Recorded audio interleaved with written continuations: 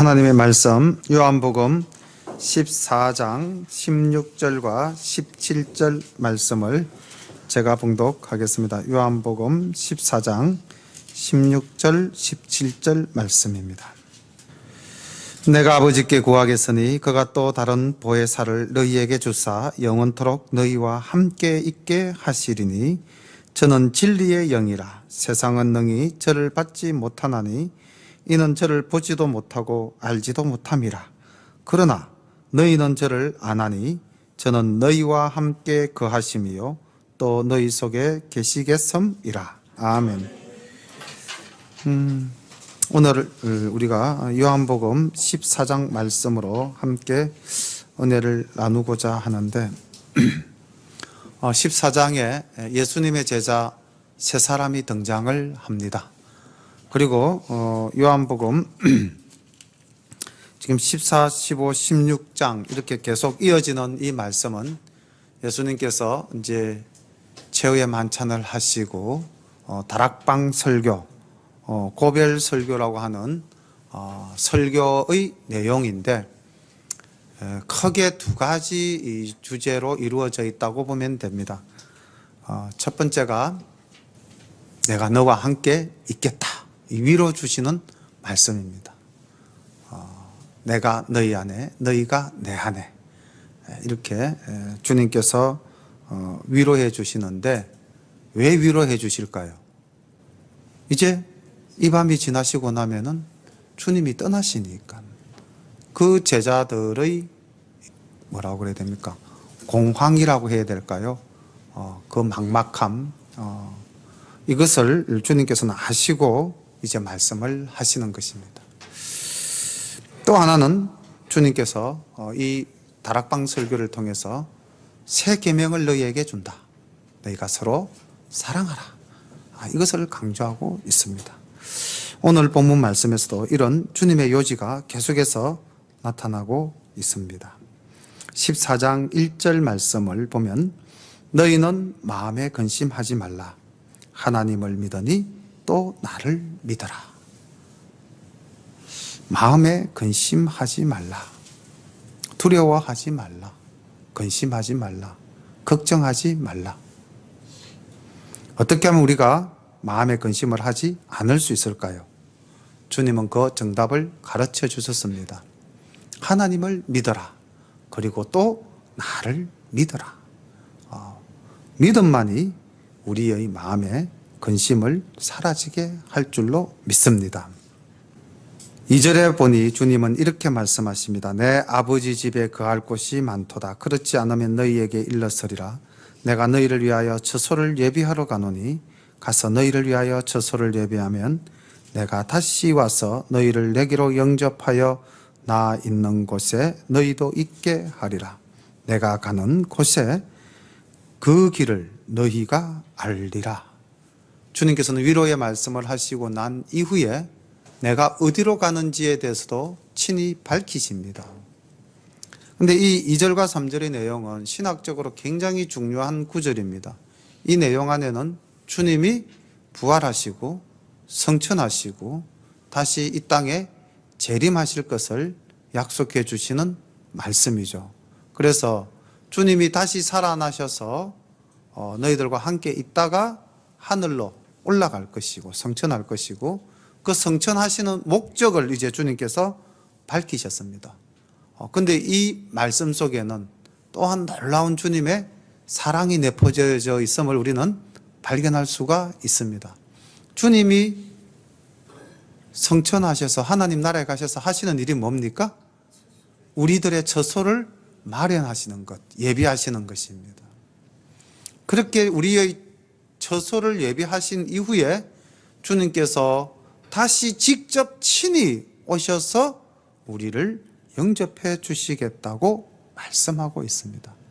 이것이 죽기까지 사랑하시는 주님의 그 끝없는 사랑인 줄로 믿습니다. 그리고 제자들에게 내가 가는 곳, 아버지 집, 너희도 알지 않느냐? 이렇게 물었는데 문제는 5절 도마의 질문입니다. 도마가 가로되 주여 어디로 가시는지 우리가 알지 못하거늘 그 길을 어찌 알겠삼나이까. 자, 지금 우리가 14장에서 3명의 제자가 등장합니다. 한번 찾아보겠습니다. 8절에 보니까 빌립이 가로되 주여 아버지를 우리에게 보여주옵소서 그리하면 족하겠나이다. 그리고 22절에 가서 가룟 유다가 아닌 유다가 가로되 주여 어찌하여 자기를 우리에게 나타내시고 세상에게는 아니하려 하시나이까. 그리고 우리가 앞장에서 살펴봤던 13장 36절 37절에 베드로가 등장을 합니다. 13장 36절 37절에 베드로는 뭐라고 하는가 하면은 36절 시몬 베드로가 가로되 주여 어디로 가시나이까 이렇게 질문을 던졌고요. 37절에 가니까 베드로가 가로되 주여 내가 지금은 어찌하여 따를 수 없나이까. 자, 그럼 13장 36절 37절의 베드로의 질문, 그리고 14장 5절에 나타나는 도마의 질문, 8절에 나타나는 빌립의 질문, 그리고 22절에 나타나는 유다의 질문, 이 네 질문의 공통점은 무엇입니까? 그렇죠. 아직도 제자들은 여전히 진리에 대해서 깨닫지 못하고 있는 상태라는 것을 알 수가 있습니다. 그런데 지금 이 시기가 어떤 시간이라고 그랬죠? 주님이 내일이면 십자가에 못 박히실 날입니다. 그러니까 주님이 십자가에 못 박히기 전까지 3년간 주님을 따라다녔던 제자들도 하늘의 이치를 깨닫지 못하고 있다는 것입니다. 그러니까 우리가 신앙생활 하면서 참 진리를 깨닫는다는 것이 얼마나 어려운 것인가 하는 것도 이 제자들의 질문을 통해서도 알 수가 있겠죠. 5절 도마가 가로되 주여 어디로 가시는지 우리가 알지 못하거늘 그 길을 어찌 알겠삼나이까. 그리고 난 다음 그 유명한 주님의 말씀이 나옵니다. 우리 함께 읽어볼까요? 6절 시작. 예수께서 가라사대 내가 곧 길이요 진리요 생명이니 나로 말미암지 않고는 아버지께로 올 자가 없느니라. 그러니까 도마는 눈뜬 장님이다라는 것이죠. 내가 네 앞에 있는데, 내가 바로 그 길인데, 내가 바로 진리이신 하나님의 말씀 그 자체인데, 내가 너희들에게 영원한 생명을 주는 존재인데, 나를 믿는 것이 곧 아버지를 믿는 것이고, 나를 보는 것이 곧 아버지를 보는 것인데 어찌 네가 그런 질문을 할 수 있단 말이냐. 오늘날도 우리가 사실은 우리 기도하시는 신건사님이 그렇게 기도드리지 않았습니까? 주님만을 내 마음에 모시고 주님만을 바라보고 갈 때는 우리가 어떤 시련과 풍파가 닥치더라도 넉넉히 그것을 이겨나갈 수 있는데, 내 자신을 돌아보거나 세상을 돌아볼 때 우리는 길을 잃고 만다고. 그러니까 사실은 주님이 제자들 앞에서 내가 4절에 내가 가는 곳에 그 길을 너희가 알리라, 주님은 확실히 제자들을 믿었는데 믿었던 제자가 그 길이 어디 있습니까? 라고 질문을 던지니 주님 얼마나 당황하셨겠습니까? 제자들을 바라보는 마음이 얼마나 애처로우셨겠습니까? 결국 이런 배경을 다 깔고 있으니 1절의 말씀이 나오지 않았겠습니까? 이런 깨닫지 못한, 아직까지 여리디여린 어린아이와 같은 신앙을 가진 제자들을 향해서 마음에 근심하지 말고 나를 믿어라. 그리고 7절에 이렇게 말씀하셨죠. 너희가 나를 알았다면 내 아버지도 알았으리라. 이제부터는 너희가 그를 알았고 또 보았느니라. 주님께서 내가 길이요 진리요 생명이니 나로 말미암지 않고는 아버지께로 올 자가 없다. 자, 내가 길이다, 내가 진리다, 내가 생명이다, 나를 보는 것이 곧 아버지를 보는 것이다, 믿느냐? 그런데 8절에 빌립의 질문이 나왔다는 것입니다. 우리가 자녀를 앉혀놓고 먼 길을 떠나는 아버지가 자녀에게 이런저런 준비할 것, 또 너희들끼리 지내면서 챙겨야 할 것 하나하나 염려하는 마음으로 일러주는데 자녀들이 그 아버지의 말씀을 알아듣지 못한다면 얼마나 그 마음이 답답하시겠습니까? 빌립이 가로되 주여 아버지를 우리에게 보여주옵소서. 그리하면 족하겠나이다. 족하겠나이다라는 말을 다르게 해석하면 그리하면 믿겠습니다. 이 말 아니겠습니까? 그러니까 아직도 이 제자들의 마음속에 확신이, 믿음에 대한 확신이 없었다는 것입니다. 그래서 주님 이렇게 말씀하시죠. 예수께서 가라사대 빌립아 내가 이렇게 오래 너희와 함께 있으되 네가 나를 알지 못하느냐. 나를 본 자는 아버지를 보았거늘 어찌하여 아버지를 보이라 하느냐. 사실 우리 주님께서 공생의 3년을 제자들과 함께 하면서 얼마나 많은 능력과 또 얼마나 많은 이적을 베푸셨습니까? 하나님이 아니고서는 하실 수 없는 일들을 능히 행하였음에도 불구하고 여전히 제자들은 깨닫지 못하고 있다는 것입니다. 자, 그렇다면은 이 성경에 등장하는 현재까지 2명의 제자 도마와 빌립, 그리고 거기 그 자리에 우리를 한번 넣어 봅시다. 우리는 어떻습니까? 우리는 이제 주님이 가시면서 성령님을 보내주신다고 약속하셨던 그 성령님의 역사 시대를 살지 않습니까? 물론 주님을 직접 뵙지는 못했지만 우리는 주님의 말씀을 통해서 주님이 이 땅에서 하셨던 그 모든 일들을 알고 있지 않습니까?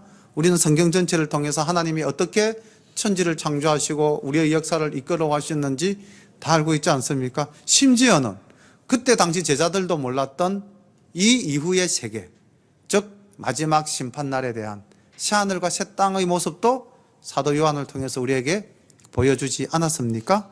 그렇다면은 이 여기 등장하는 현재의 도마와 현재의 빌립보다도 우리는 더 많은 진리의 말씀을 알고 있는데 우리의 믿음의 위치는 어디쯤 있을까요? 여전히 우리는 그 길이 어디 있습니까? 여전히 우리는 하나님 우리에게 보여주옵소서 이렇게 만약에 우리가 오늘날도 기도하고 있다면 우리의 신앙이 지금 여기 있는 제자들처럼 주님 보시기에 얼마나 안타깝고 답답하고 불안한 그런 상태에 머물러 있는 것이겠습니까? 이렇게 오랫동안 너희와 함께 있으되 네가 나를 알지 못하느냐. 내가 모든 것을 너희에게 다 주었는데 아직도 너희들이 나를 믿지 못하느냐. 이렇게 말씀하신다면 우리의 다음 대답은 어떻게 되어야 할까요? 10절 말씀을 봅니다. 나는 아버지 안에 있고 아버지는 내 안에 계신 것을 내가 믿지 아니하느냐. 내가 너희에게 이르는 말이 스스로 하는 것이 아니라 아버지께서 내 안에 계셔서 그의 일을 하시는 것이라. 그러니까 지금 주님이 행하시고 말씀하시는 그 모든 것이 누가 하신 말씀이다? 하나님께서 하신 말씀이시라는 것이죠. 우리 24절도 한번 볼까요? 24절 말씀 보면 동일한 말씀이 또 나타납니다. 나를 사랑하지 아니하는 자는 내 말을 지키지 아니하나니. 그 다음 말씀, 너희의 듣는 말은 내 말이 아니요 나를 보내신 아버지의 말씀이니라. 그러니까 내가 곧 아버지다. 이 말씀을 지금 빌립에게 계속해서 하고 있는 것이고 우리에게 하고 있는데, 사실 이 8절부터 20절까지는 신학적으로 굉장히 중요한 교리를 안고 있는 부분인데, 기독교 교리의 가장 핵심인 성부, 성자, 성령 삼위일체 하나님을 이야기하고 있는 부분입니다. 그래서 주님께서 친히 이렇게 성부 하나님과 성자 하나님은 동일하시다, 이것을 이제 이야기하셨고요.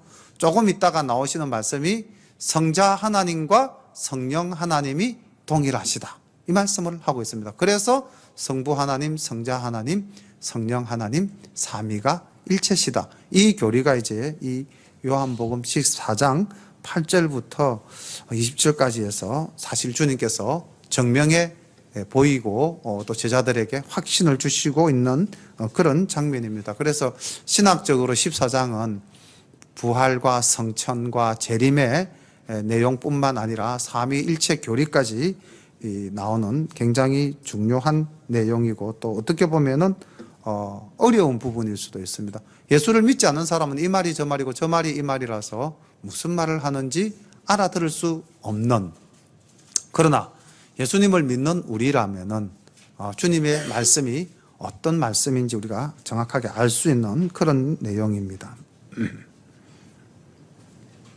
11절 봅니다. 계속해서 주님과 성자 하나님과 성부 하나님이 동일하심을 이야기합니다. 내가 아버지 안에 있고 아버지께서 내 안에 계심을 믿어라. 그렇지 못하겠거든 행하는 그 일을 인하여 나를 믿어라. 내가 행하였던 그 수많은 일들, 그것이 곧 아버지의 능력이요, 그 아버지의 능력이 곧 나의 능력이었다. 이런 말씀을 주님 계속하시고 있는 것입니다. 내가 진실로 진실로 너희에게 이르노니 나를 믿는 자는 나의 하는 일을 저도 할 것이요 또한 이보다 큰 것도 하리니 이는 내가 아버지께로 감이니라. 너희가 내 이름으로 무엇을 구하든지 내가 시행하리니 이는 아버지로 하여금 아들을 인하여 영광을 얻으시게 하려 함이라. 내 이름으로 무엇이든지 내게 구하면 내가 시행하리라. 아멘. 우리 오늘 기도하시는 권사님, 어떻게 설교 말씀을 미리 이 본문을 공부를 하셨는지 간구하시는 게, 내가 믿고 기도하면 주님께서 모든 것을 이루어 주신다라는 신앙 고백을 하셨는데, 지금 주님 말씀이 이것 아닙니까? 나를 믿는 자는 나의 일도 할 것이고 나보다도 더 큰 일도 할 것이다. 너희가 내 이름으로 무엇이든지 구하면 내가 시행하리라. 이 13절 말씀은 14절에도 계속 한 번 더 반복하고 있습니다. 내 이름으로 무엇이든지 구하면 내가 시행하리라. 그러니까 우리가 주님의 이름으로 구하면 주님께서는 이 모든 일들을 이루어 주시겠다고 말씀하시고요, 놀라운 말씀은 내보다도 더 큰 일을 너희가 하리라, 이렇게 말씀하셨습니다. 자, 이 말씀은 우리가 이제, 제자들은 그 당시 이 말씀의 의미를 몰랐을 거예요. 그런데 이 제자들이 언제쯤 이것을 깨달았을까요? 오순절 성령님 은혜를 받고 난 이후에 나타난 초대교회 부흥의 역사는 사실 주님이 이 땅에서 복음을 전거할 때 얼마나 많은 사람들이 알아듣지 못하고 주님에게 돌아오지 않았습니까? 그러니까 주님이 하신 일이 10이었다면 사실 그 이후에 베드로나 바울을 통해서 역사하신 것은 훨씬 더 큰 일을 이루어낸 것 아니겠습니까? 그러니까 성령님의 역사하심으로 주님의 말씀은 이루어졌다는 거죠. 다시 말하면 베드로와 바울이 한 것이 아니고 베드로와 바울을 통하여 성령님이 하신 것이죠. 그렇다면 오늘날 우리도 진실로 주님께 구하면은 하나님께서 우리를 통해서 더 큰 일을 나타내실 수 있다. 이걸 우리가 믿어야 할 줄로 믿습니다. 문제는 이런 능력을 주님께서 우리에게 주실 때 그 사람이 교만하면은 주님의 영광을, 아버지의 영광을 나타내는 것이 아니라 자기의 의를 드러내 버리는 것이죠. 여기 우리가 정말 꼭 새겨야 될 말씀이 13절 하반부죠. 주님 이름으로 무엇이든지 구하면은 주님께서 직접 그 일을 행하겠다. 그 행하시는 목적이 무엇이다? 아버지로 하여금 아들을 인하여 영광을 얻으시게 하려 함이라. 그러니까 우리가 믿음으로 이루어진 모든 결과의 영광은 누구에게 돌려야 된다? 하나님께 돌려야 된다. 자, 이걸 우리가 생각한다면 우린 절대 교만할 수가 없는 법입니다. 내가 교회를 위해서 뭔가 봉사를 했다. 그리고 나서 내 의를 드러내버리면은 그것은 아니한 것만 못한 것이죠. 그러니까 우리의 모든 그 행위의 결과를 가지고 주님의 능력이 나타났다면은 우리는 그 영광을 모두 다 하나님께 돌려야 할 줄로 믿습니다. 이것이 주님께서 제자들에게 당부하시고 또 격려하시고 위로해 주시는 말씀입니다. 그래도 제자들이 아직 긴가민가 무슨 말씀인지를 못 알아들으니까 이제 주님께서 이렇게 말씀하십니다. 15절 너희가 나를 사랑하면 나의 계명을 지키리라. 내가 아버지께 구하겠으니 그가 또 다른 보혜사를 너희에게 주사 영원토록 너희와 함께 있게 하시리니 저는 진리의 영이라. 세상은 능히 저를 받지 못하나니 이는 저를 보지도 못하고 알지도 못함이라. 그러나 너희는 저를 아나니 저는 너희와 함께 거하심이요 또 너희 속에 계시겠음이라. 아멘. 우리 안에 거하시는 분이 누구시죠? 예수님. 예, 성령님. 그러니까 예수님 이꼴 성령님. 이제 이렇게 되는데 여기 주님께서 중요한 단서를 또 하나 주셨어요. 16절에 이렇게 말씀하십니다. 내가 아버지께 구하겠으니 그가 또 다른 보혜사를 너희에게 주사. 그러니까 주님이 뭐라는 것입니까? 예수님 당신이 지금 누구다? 보혜사다. 내가 보혜사다. 그리고 내가 가고 난 다음에는 나 아닌 또 다른 보혜사. 그러니까 보혜사 성령님은 예수님, 하나님 동일하다는 것입니다. 보혜사 참 어려운 말로 번역을 해놨는데 이것이 헬라어로는 파라클레토스라는 말입니다. 근데 파라라는 말은 옆에라는 전치사고요. 클레토스는 돕는 자 이렇게 됐습니다. 그러니까 우리 옆에서 우리를 도우시는 분. 성령님은 우리를 도우시는 분. 성령님은 우리를 위로해 주시는 분. 성령님은 우리를 지켜주시는 분. 이 성령님은 바로 예수님이시고 예수님은 진리이신 성령이십니다. 여기에 보니까 성령님을 말씀하면서 저는 무엇이라? 진리의 영이라. 주님 말씀하시지 않습니까? 내가 곧 길이요 진리요 생명이니. 아까 6절에서 주님 친히 내가 진리다 말씀하셨죠. 그죠? 그러니까 성부 하나님, 성자 하나님, 성령 하나님 일체 관계에 있다는 것을 주님 말씀하시고 육신으로 나타난 내 모습이 이제 이 땅에서의 일을 마치고 아버지께로 너희의 처소를 마련하기 위해서 가지만은 또 다른 나의 모습 아버지 하나님이 너희에게 성령의 모습으로 너희 가운데 거할 것이다. 이렇게 말씀하시면서 18절 위로하십니다. 내가 너희를 고아와 같이 버려두지 아니하고 너희에게로 오리라.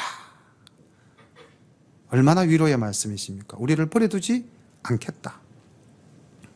자, 지금 성령님이 우리와 함께 하심을 믿으십니까? 예. 우리 성령님은 지금도 우리와 함께 하십니다.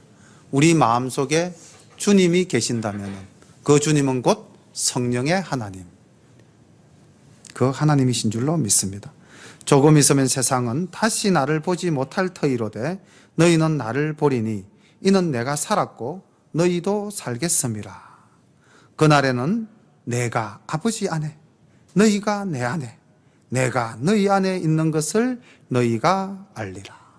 그러니까 성령님이신 주님이 우리 속에 내주하시고 하나님이 우리 속에 내주하시면 우리가 하나님과 함께 한다. 하나님과 연합하는 우리의 모습. 이 연합한 우리는 주님께 간구할 수 있고 우리가 주님께 간구하면은 주님께서는 우리에게 능력 주시고 그 모든 일들을 다 이루어 주신다 말씀하고 있으니 우리가 믿고 구하면은 모든 일이 하나님 은혜 가운데서 선하게 이루어 주실 줄로 믿습니다. 21절 나의 계명을 가지고 지키는 자라야 나를 사랑하니 사랑하는 자니 나를 사랑하는 자는 내 아버지께 사랑을 받을 것이요 나도 그를 사랑하여 그에게 나를 나타내리라. 이제 주님께서는 내가 너희 안에 거하겠다, 너희와 항상 함께 하겠다라는 위로의 말씀을 주시면서 다음 우리에게 실천할 일에 대해서 말씀하십니다. 그것이 주님께서는 우리가 13장 34절 지난주 수요 예배 때 우리가 이 말씀을 들었습니다. 13장 34절 우리 함께 읽어볼까요? 새 계명을 너희에게 주노니 서로 사랑하라. 내가 너희를 사랑한 것 같이 너희도 서로 사랑하라. 주님께서 이렇게 말씀하셨습니다. 주님께서 제자들의 발을 씻겨주시면서 내가 이렇게 너희를 사랑한 것 같이 너희 서로 사랑하라. 이렇게 말씀하셨고 14장에도 말씀하셨고요. 15장 12절 우리 한번 찾아서 읽어볼까요? 15장 12절 다 함께 읽어봅니다. 시작. 내 계명은 곧 내가 너희를 사랑한 것 같이 너희도 사랑하라 하는 이것이니라. 아멘. 주님은 13장, 14장, 15장 계속해서 제자들에게 반복적으로 말씀하십니다. 너희가 내 안에 내가 너희 안에 이 말씀 계속 반복하셔요. 그리고 또 한 가지 서로 사랑하라 계속 반복하십니다. 자, 그렇다면은 우리가 정말 주님의 제자로서 하나님의 자녀로서 우리가 이 땅을 살아간다면은 우리가 해야 할 일, 우리가 지켜야 할 계명이 뭡니까? 사랑하는 것이죠. 서로 사랑하는 것입니다. 이게 참 어렵잖아요. 사랑한다는 것이. 사랑한다는 것이 얼마나 어려운 거냐면요. 우리 차동원 집사님, 손경자 집사님 처음 만나셨을 때 어떠했을까요? 두 분이 딱 처음 만나셨을 때. 사모님 옆에서 왜 웃으세요? 아버님 두 분이 처음 만났을 때는 주님 말씀, 이 말씀을 너무 잘 지켰을 거예요. 고기 끄덕거리는 신동영 권사님 그러셨죠? 진 집사님 처음 만났을 때 서로 사랑하셨죠? 아마 이 말씀을 100% 지키셨을 겁니다. 자, 그런데 이제 한 10년 지난 시간에는 어땠던 것 같아요?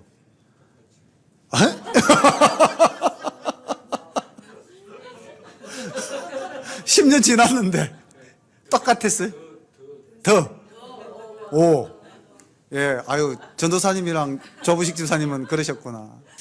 어떻게 우리 차 집사님은 어떠셨던 거예요? 아니면은 아니요. 진 집사님은 좋았습니까? 할렐루야. 참 좋으신 부부십니다. 예, 우리도 10년쯤 뒤에는 치열한 전투 속에 있었던 것 같아요. 사랑이 사라져 버렸던 것 같아요. 정말 처음 우리가 만났을 때의 그 사랑은 정말 하나님이 주셨던 하나님의 그 형상의 사랑을 많이 닮았던 것 같아요. 정말 순수하고 아름답고 그냥 뭐든지 좋은 거 있으면 주고 싶고 그렇지 않습니까? 어떤 좀 부당한 요구를 해도 다 들어주고. 그런데 이제 10년쯤 지나면 어떻게 하죠? 정당한 요구도 네 알아서 해라. 이렇게 이제 가잖아요. 그죠? 그게 제가 이 말씀드린 건 사랑이 그만큼 어렵다는 겁니다. 진짜 사랑 어려워요. 제가 좀 이렇게 기도하면서 마음이 많이 아프게 기도하는 게 우리 교회 표어를 정말 돌아가신 어릴 때의 목사님의 유언을 받들어서 교회는 한 가정, 교인은 한 가족 이렇게 이제 우리가 표어를 걸었잖아요. 우리 교회 표어가 그겁니다. 우리 뭐 새로 신년 목표 이런 거 없습니다. 그냥 저거 하나만 가지고 쭉 가는데 내가 마음이 너무너무 아픈 게요. 우리가 계속 싸운다는 겁니다. 우리 가정이 늘 이렇게 조금씩 찌끄덕 주님 서로 사랑하라 하신 이 말씀대로 정말 가정이 사랑으로 풍성하게 넘쳐났으면 참 좋겠는데 제 자신부터 부족해가지고 막 그렇게 찌끄덕 그러면서 더 기도하게 되고 더 또 저를 돌아보게 되는 그런 모습을 참 지난 한 해 동안도 봤는데 정말 오늘 이 설교하면서 주님께서 우리에게 계명을 주신 거예요. 계명. 반드시 지켜야 한다고 주신 계명이에요. 많은 걸 주시지도 않았어요. 딱 하나 주셨습니다. 그리고 말씀을 뭐라고 말씀하셨냐면 새 계명을 주노니. 그러니까 우리가 사랑하지 않으면 안 됩니다. 여기요 주님께서 24절 말씀 한번 보실까요? 이렇게 말씀하셨어요. 24절에 보면은 나를 사랑하지 아니하는 자는 내 말을 지키지 아니한다. 그러니까 이 말씀이 참 부드럽게 표현되어졌지만 굉장히 무서운 말씀이죠. 그러니까 서로 사랑하라 했는데 우리가 서로 사랑하지 않으면은, 다시 말하면 하나님을 사랑하지 않는 자, 하나님을 사랑하지 않는다는 것은 하나님과 원수되는 자, 하나님의 구원에 이르지 못하는 자, 이렇게까지 우리가 해석해 볼 수가 있습니다. 그러니까 우리는 주님께서 말씀하신 이 계명을 반드시 지켜야 됩니다. 23절에도 주님 이렇게 말씀하셨습니다. 예수께서 대답하여 가라사대 사람이 나를 사랑하면 내 말을 지킨다. 그러니까 우리가 서로 사랑하지 않는다면은 주님을 사랑하지 않는다는 결론이 성립이 되어야 하는 겁니다. 그러니까 이게 정말 우리가 지금 이제 한 40명 되는 교회잖아요. 그죠? 우리 아이들까지 다 포함해서 우리 지금 한 43명, 45명 정도 되는데 이 가운데서도 서로 사랑하지 못한다면, 그래서 오늘 우리 권사님 기도가 참 많이 은혜가 된 게 이런 우리의 모습을 그대로 주님께 고백하고 우리가 정말 서로 사랑하며 내 자신을 겸손히 내려놓고 주님 말씀 지키고 주님 말씀 실천하면서 살겠다는 그 기도 내용이나 오늘 사실 뭐 주님 주신 설교 본문 말씀이나 그냥 그대로 일치하는 것이거든요. 내 계명을 가지고 지키는 자라야 나를 사랑하는 자다. 이 말씀이 계속 또 반복되십니다. 다시 21절부터 말씀을 봅니다. 나의 계명을 가지고 지키는 자라야 나를 사랑하는 자니 나를 사랑하는 자는 내 아버지께 사랑을 받을 것이요 나도 그를 사랑하여 그에게 나를 나타내리라. 이렇게 말씀했는데 가룟 유다가 아닌 또 다른 유다가 주여 어찌하여 주님을 우리에게는 나타내시고 세상에게는 아니하려 하시나이까. 예수께서 대답하여 가라사대 사람이 나를 사랑하면 내 말을 지키리니 내 아버지께서 저를 사랑하실 것이요 우리가 저에게 와서 거처를 저와 함께 하리라. 나를 사랑하지 아니하는 자는 내 말을 지키지 아니하나니 너희의 듣는 말은 내 말이 아니요 나를 보내신 아버지의 말씀이니라. 내가 아직 너희와 함께 있어서 이 말을 너희에게 하였거니와 보혜사 곧 아버지께서 내 이름으로 보내실 성령 그가 너희에게 모든 것을 가르치시고 내가 너희에게 말한 모든 것을 생각나게 하시리라. 아멘. 이 유다가 질문한 것, 어떻게 주님 이 말씀을 우리에게는 하시고 세상에는 하지 않으십니까? 또 19절에 보면은 조금 있으면 세상은 다시는 나를 보지 못할 터이로되 너희는 나를 보리니 이는 내가 살았고 너희도 살겠음이라. 사실 이 구절에서도 굉장히 중요한 신학이 하나 나타나는데 부활 신학입니다. 그러니까 주님께서는 조금 후에 바로 내일 십자가에서 이제 고난 받으시고 돌아가실 것이고 그래서 세상은 다시는 나를 보지 못한다는 거죠. 주님 돌아가시니까. 그렇지만은 주님이 돌아가셨다고 해서 모든 것이 끝이냐? 아니라는 거죠. 주님께서는 조금 전에 약속하셨죠. 또 다른 보혜사 성령이 나에게 이제 임하시는데 그 성령님은 17절에 보니까 이렇게 말씀하지 않았습니까? 세상은 능히 저를 받지 못하나니 이는 저희를 보지 못하고 알지도 못하며. 사실 그렇잖아요. 오늘날도 우리가 하나님을 증거해도 그들이 압니까 모릅니까? 모르잖아요. 그 말씀은 그때부터 지금까지 하나님이 이 땅을 심판하시는 날까지 하나님의 비밀을 모르는 자는 영원히 모릅니다. 하나님의 비밀이 뭡니까? 복음. 예수를 믿으면 구원을 얻는다. 근데 우리가 예수 믿으세요라고 아무리 이야기해도 받아들이지 않는 그들은 바로 이 하나님의 비밀을 모르는 자죠. 주님은 그것을 이야기하고 있었고 유다는 왜 우리에게만 나타나고 세상에게는 나타나지 않는다고 말씀하십니까?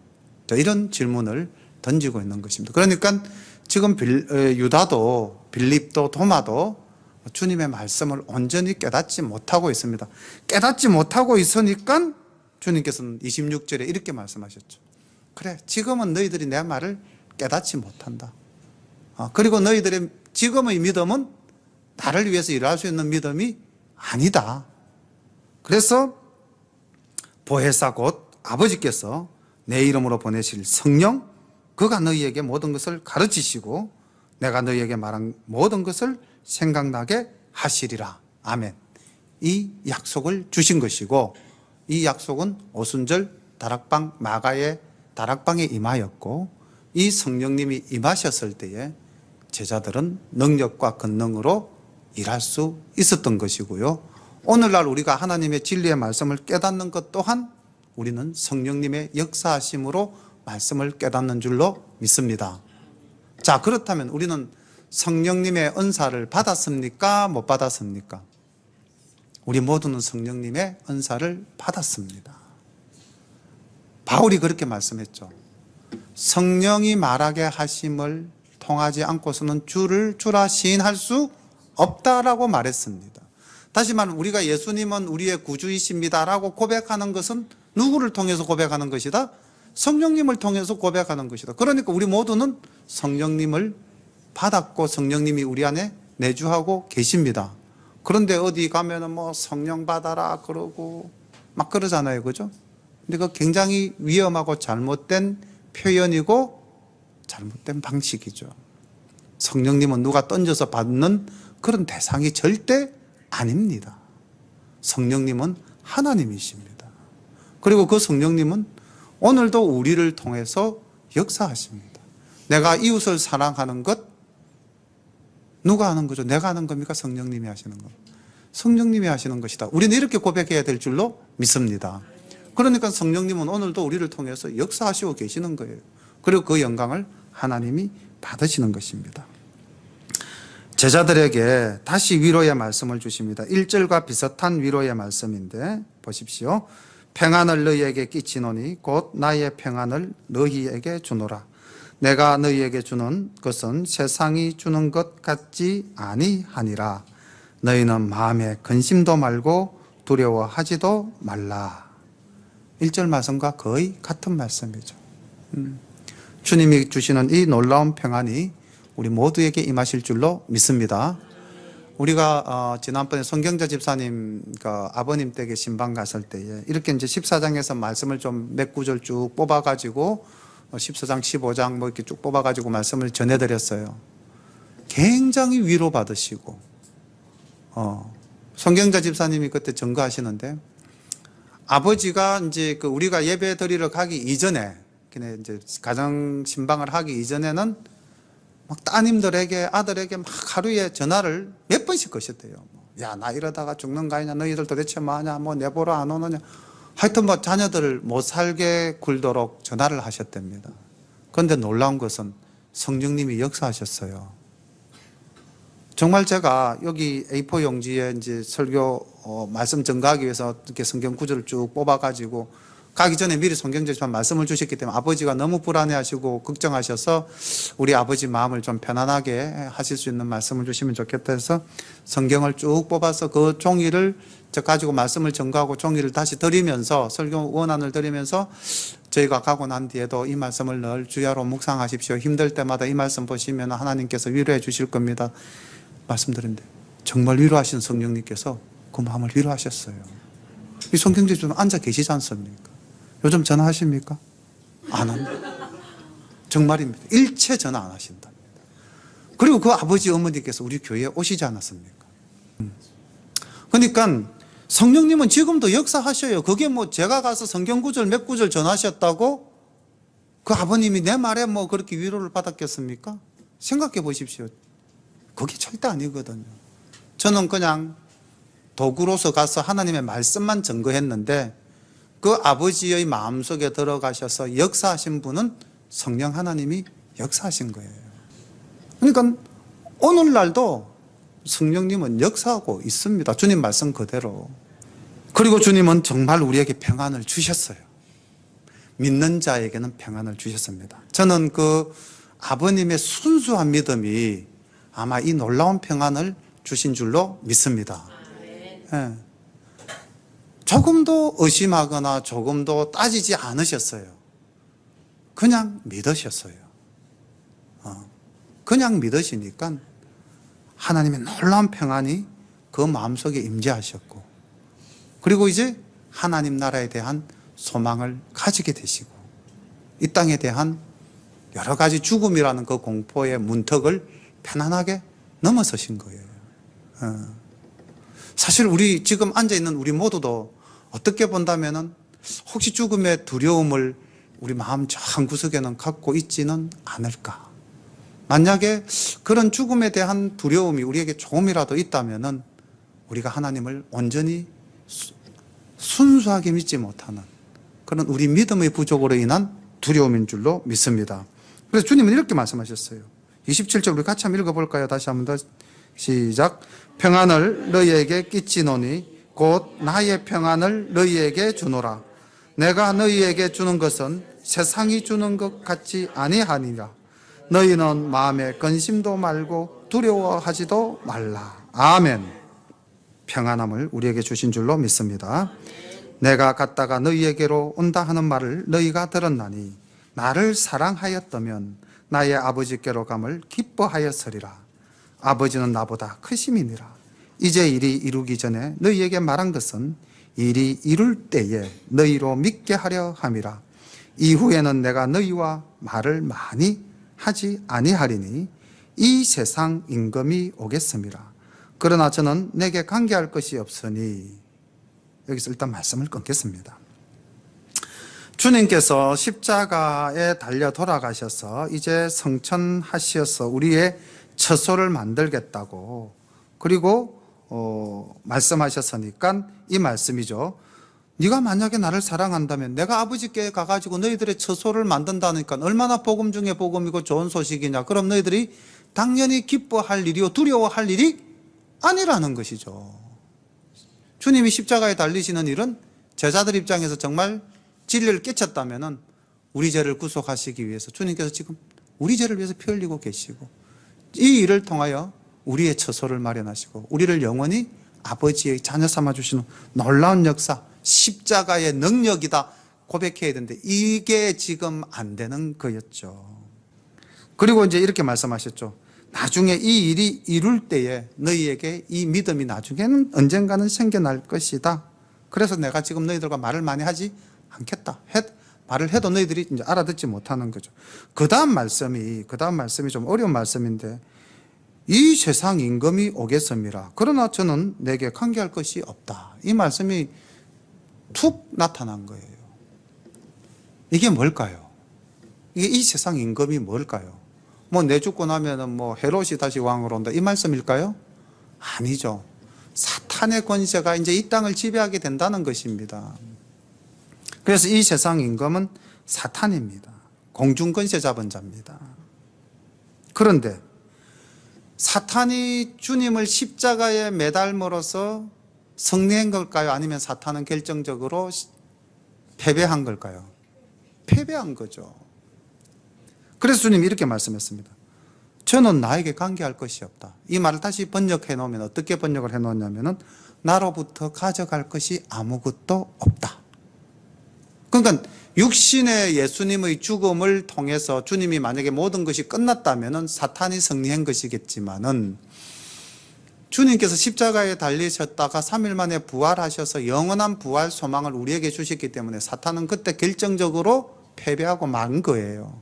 주님 그걸 지금 말씀하시는 겁니다. 그리고 나서 뭐라고 말씀하냐면은 오직 내가 아버지를 사랑하는 것과 아버지의 명하신 대로 행하는 것을 세상으로 알게 하려 함이로라. 그러니까 이 십자가에 달리시는 그 모든 일은 아버지 하나님의 계획 아래 이루어진 것이다. 그리고 나는 그 일을 묵묵히 행하겠다. 주님은 십자가의 길을 가신 것입니다. 오늘 본문이 어떻게 보면 좀 어렵고, 또 어떻게 보면은 그냥 핵심만 말씀하시면은 참 편안한 말씀입니다. 평안하라. 두려워 말라. 요 말씀. 이 세상 풍파가 어떠하든지 간에 너희는 나의 자녀. 내가 너희 안에, 너희가 내 안에 있음으로써 너희는 두려워할 것 없다. 이 말씀 하나. 또 하나는 서로 사랑하라. 이 말씀 하나입니다. 핵심은 이 두 가지 말씀이고, 그 다음 이제 뭐 여러 가지 참 많은 은혜의 말씀들이 있습니다만은, 오늘 우리 성도님들이 이 시간에 이제 함께 말씀 붙잡고 이제 잠시 기도하시겠는데요.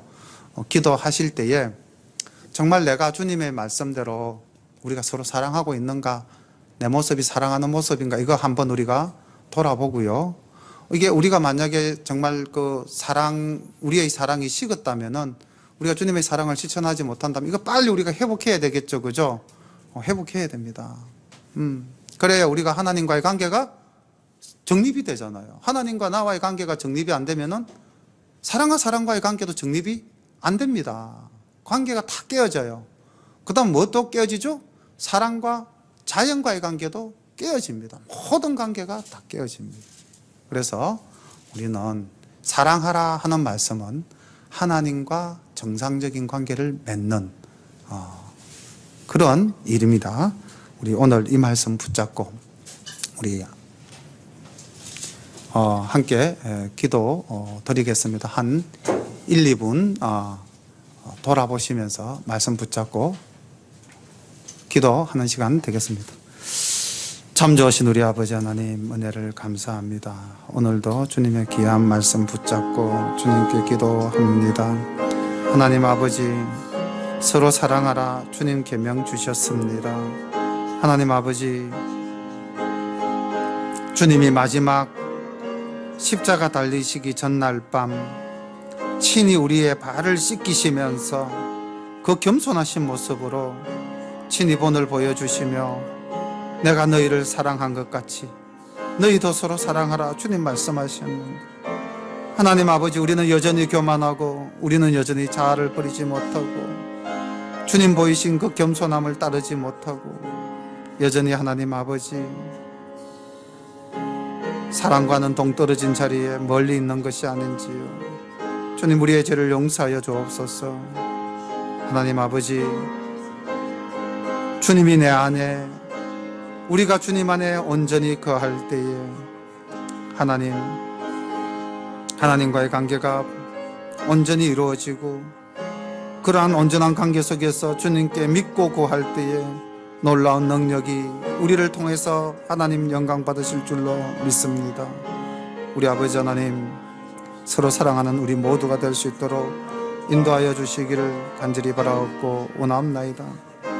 성령님이 역사하는 이 시대를 살아가는 우리 모두가 이제 하나님 아버지, 내 마음속에 늘 지혜로 깨닫게 하시는 그 성령님의 역사심을 통하여 말씀을 볼 때마다 아버지 하나님, 하나님의 참사랑을 깨닫는 우리 모두가 될 수 있도록 인도하여 주시기를 간절히 바라옵고 원하옵나이다.